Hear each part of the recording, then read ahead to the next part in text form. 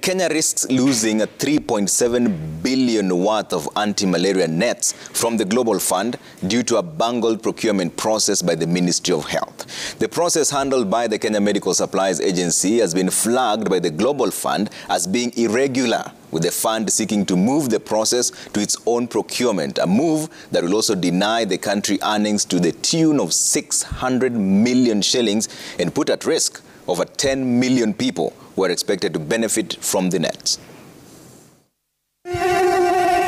The fight against malaria, a disease that kills an estimated 12,000 people yearly in Kenya, is in danger of stalling following what the Global Fund, which supports this fight, terms as irregular procurement procedures for the acquisition of some 10 million insecticide-treated nets. The fund had floated a 3.7 billion shillings tender for the supply of 10.2 million nets to be distributed from November this year to July next year as part of a mass campaign.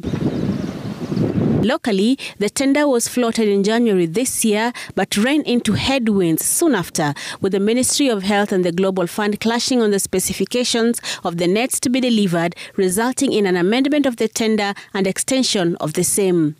A total of 17 bids were received, with 5 making the cut, according to the evaluating committee. However, a review of the tenders by the Global Fund showed that 5 bids were not qualified.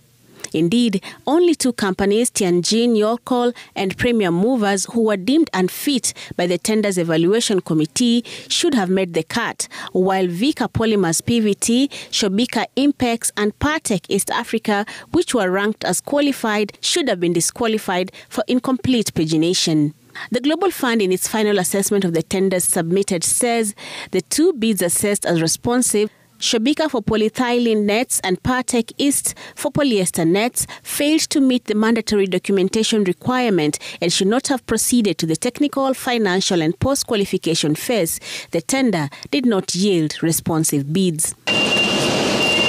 If the tender had been handled by Kenya, KEMSA would have received 2% or 74 million shillings as part of the procurement fee and 8% or 295 million shillings as warehousing and distribution charges. The Ministry of Health had until the 8th of May to sign the handover documents to Wambo, but sources indicate that the ministry is declining to do so, leading to a stalemate that now threatens millions of Kenyans with contracting malaria due to the lack of essential commodities, that is, treated mosquito nets. The Global Fund is understood to have tasked the Ministry of Health with finding out how and who bungled up the procurement processes as a condition for continued collaboration with the country in the remaining phase of this procurement process.